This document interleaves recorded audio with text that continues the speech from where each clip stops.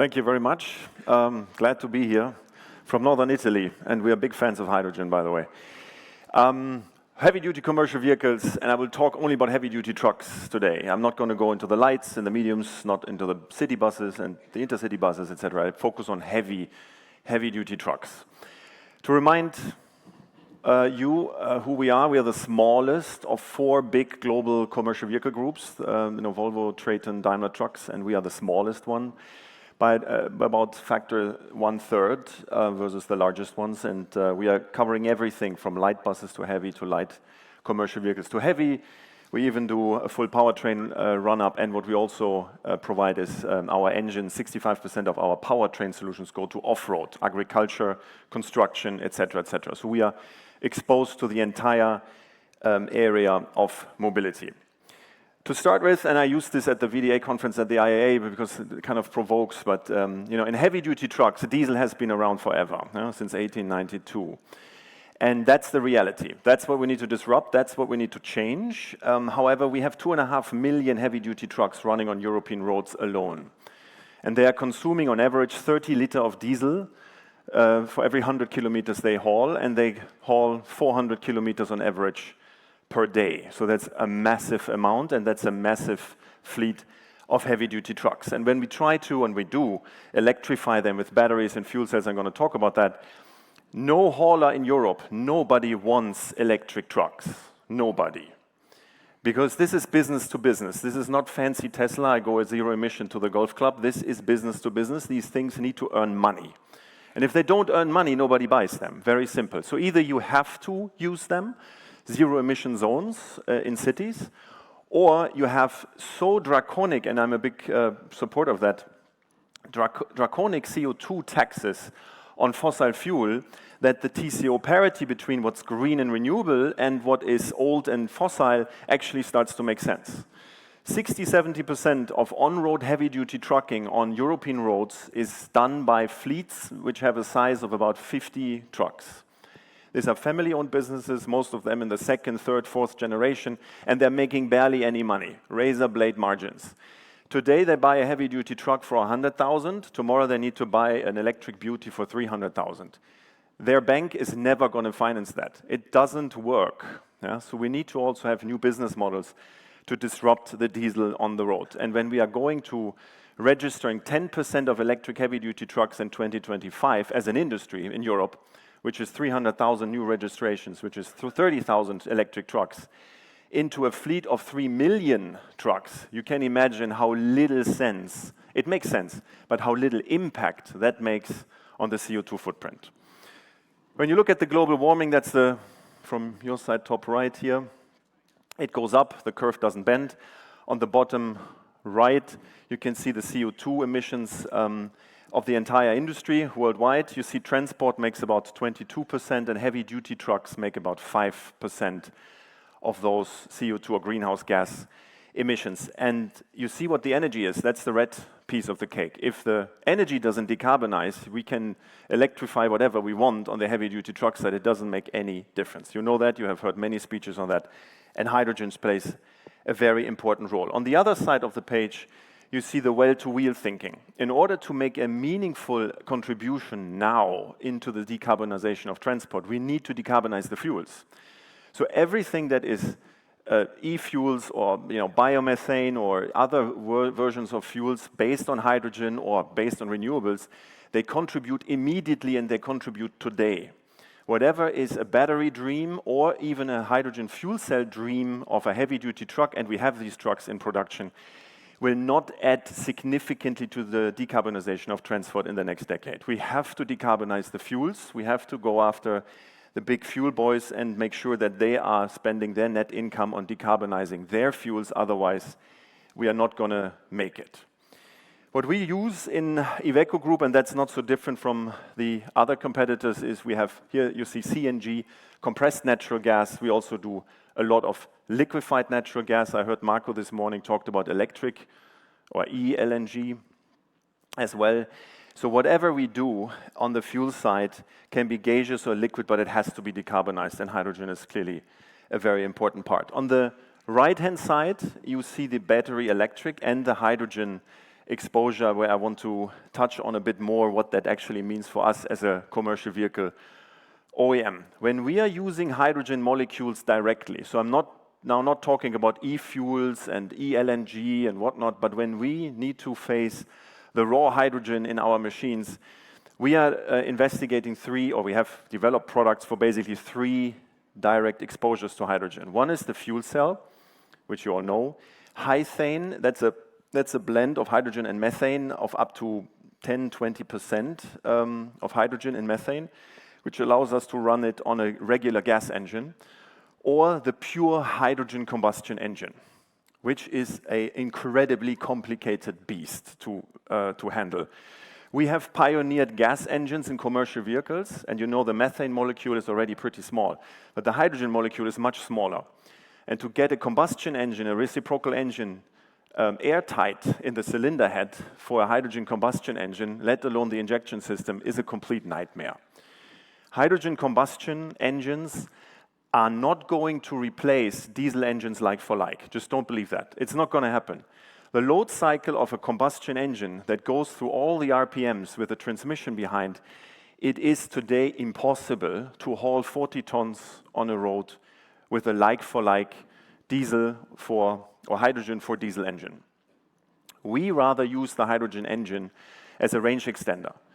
We use the hydrogen engine to replace the fuel cell. If you go today and you try to buy a fuel cell, a few years ago you had to pay 1,000 euro per kilowatt. Today you pay probably 500 euros per kilowatt. When you hear some people talk about it, you might believe 300 euros per kilowatt out of a fuel cell, and then don't talk about the stack. The fully dressed up balance of plant fuel cell module I can assemble into a truck. So the real like-for-like comparison. If I use a 9-liter combustion engine and I put hydrogen in there and I put a generator next to it, so I get basically a full hybrid, so I take electricity out of it, I get it for 80 euros per kilowatt. And when you need 200 kilowatt output for a heavy-duty truck or 300 kilowatt for a heavy-duty truck, and you can save 200-300 euros per kilowatt on purely the cost of the heart of it, the engine or the energy provider, that's a huge cost reduction and makes hydrogen combustion engines actually very, very attractive as a replacement for fuel cells, as the European Commission does consider hydrogen combustion engines below a certain emission level, zero emission. And that is a big struggle in the industry, and as long as fuel cells are significantly above 200-300 euros per kilowatt, it is going to be a big, big challenge to commercialize these products. But cost is not all of it. Hydrogen purity is the other point. You know, the fuel cell is a highly complicated chemical beast that needs high purity hydrogen that you get today only from liquefied hydrogen, high purity, while most of the hydrogen that is being produced is unclean. Still 99% clean or 99.5% clean, whatever. But a fuel cell cannot take it, full stop. But the hydrogen combustion engine doesn't care. The fuel cell is colorblind, the hydrogen combustion engine is colorblind, and they don't care where the molecule comes from, but the hydrogen combustion engine doesn't even care about the purity. The difference between the two is just what after treatment we put behind in order to reduce the NOx to make a hydrogen combustion engine basically zero emission, very, very close to zero. And that is a thought I wanted to leave with you as well.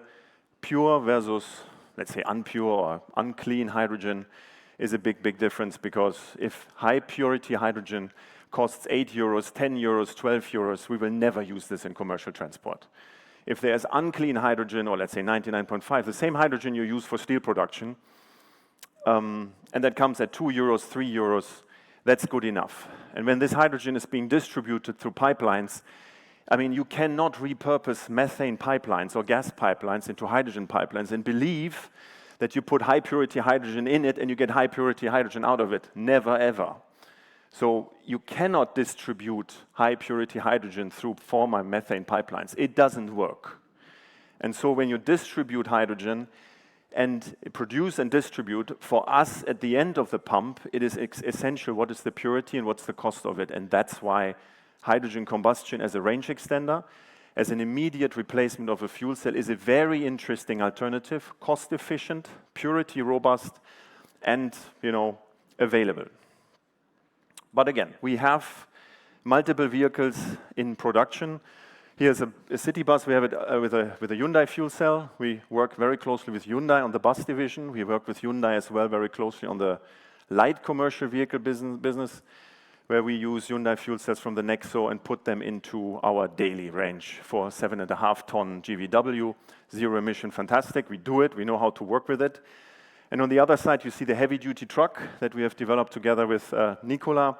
That one has a Bosch fuel cell in. That one carries 70, actually 80 kilograms of hydrogen at 700 bar pressure. By the way, we need 700 bar, not 350. And it comes with a range of about 800 kilometers. You can roughly think about 10 kilos of hydrogen per 100 kilometers for a 44-ton GVW heavy-duty truck. And that is then truly zero emission. But again, this beast on the right-hand side from your side, that costs 400,000 euros. Yeah? And if I can shave off 80,000 of it by replacing the fuel cell with a hydrogen combustion engine, and it's considered zero emission like for like, I'm going to do this. Because haulers need to make money with it, and they don't care about it as long as it earns them money. Or the haulers get out of business, because this is not a fancy passenger car you can choose to have or not, and you have still a combustion car for going on vacation. They have no choice, and they need to make money, and therefore we are poised to give them the right technology they need. So, last page. We have a full range of propulsion. We have a lot of battery technologies as well, but I do not see in the long-haul heavy-duty trucking battery to come. Even the dreams of mega charging, etc. You know the constraints we have on the grid and how to charge, how long it takes, etc. Depot charging for city buses makes a ton of sense. Direct solar battery for city buses is phenomenal. That's where it goes. But for heavy-duty trucks, long haul, that's not going to work. And for hydrogen direct exposure, fuel cell electric, very interesting, but I mentioned the constraints. Hydrogen combustion, very interesting with port fuel injection. Direct injection is not yet available, should come in 2 to 3 years. We'll experiment. And high-thane sits somehow in between, which is at the experimental stage of what we do. So that's my input for the discussion. Thank you very much. Thank you very much, Gerrit, for your very, very clear and precise statements. We have a couple of questions here, and the first one definitely is about refurbishment. So, I mean, we have old existing fleets. They should not be immediately, thrown away. So, how can we refurbish them? Doesn't make any sense. Heavy-duty trucks, as a residual value, they have a residual value of 40,000 euros. If you refurbish them with a hydrogen combustion engine, you can do that, but where you put the tanks? The problem is this molecule is so damn difficult to store, you will need to have at least 5 tanks to have 80 kilograms of hydrogen, and then you need to stack them up behind the cab, which you have seen in the Nicola Iveco truck, and there's no space. So retrofitting of diesel trucks into hydrogen makes as little sense as retrofitting them with batteries. When you pay 100,000 or 200,000 for a truck, you're not taking a truck that is a written-off piece of equipment worth 30,000 and you don't put 150,000 worth of batteries and electric components in. There's no business case for that. No business case. Okay, clear message given. Okay, fine. So then there is someone who is asking about the fuel cells and also the stacks of graphite plates, yeah? And I mean, there are some coated metal plates which seem to be lighter, cheaper, and also more durable. So what is your view on that? Well, we are open to all kinds of fuel cell technologies. We started with proven working fuel cells, which is the Hyundai one from the Nexo, and with the upcoming Bosch fuel cell that they are producing, but we are always open to explore cheaper, better, particularly more robust fuel cells that have a longer life. We need fuel cells with more than 10,000 hours of operation, better 20,000 hours of operation. Whatever you can buy today in the market gives you 6,000 hours of life, and that is insufficient. A heavy-duty truck needs to run 1 million kilometers in the B10 durability, and that is 20,000 hours. So don't come with 6,000 hours and a fancy dancy cheap fuel cell. It doesn't fly. We need hours and we need robustness. Otherwise, the trucks don't haul and they don't earn money. Okay, good. Also very clear question or answer. Then there is one question here: which players will have to cover the cost actually? Yeah. So for this transition, is it the freight operators or the final customer, consumer? Final customers. Yeah. That's the point. If we go ahead in discussion in Brussels, when we go for drastic carbon tax, and put vehicles into operation that are 4 times the price, and using fuel which is not yet in parity with diesel, consumer prices will go up. The yogurt cup, the bottle of water, whatever you consume, will continue, and maybe that's the right thing to do. I'm not saying it's wrong. I just say we will continue on a rather high inflationary trajectory because zero emission and decarbonization doesn't come for free, and it comes definitely not at the same cost of today. Okay, also a very, very clear and precise statement. Yes, of course, we are running out of time, unfortunately. So a big thank you again, Dr. Gerrit Marx, the CEO of Iveco Group. Big, big thank you. Applause for Gerrit.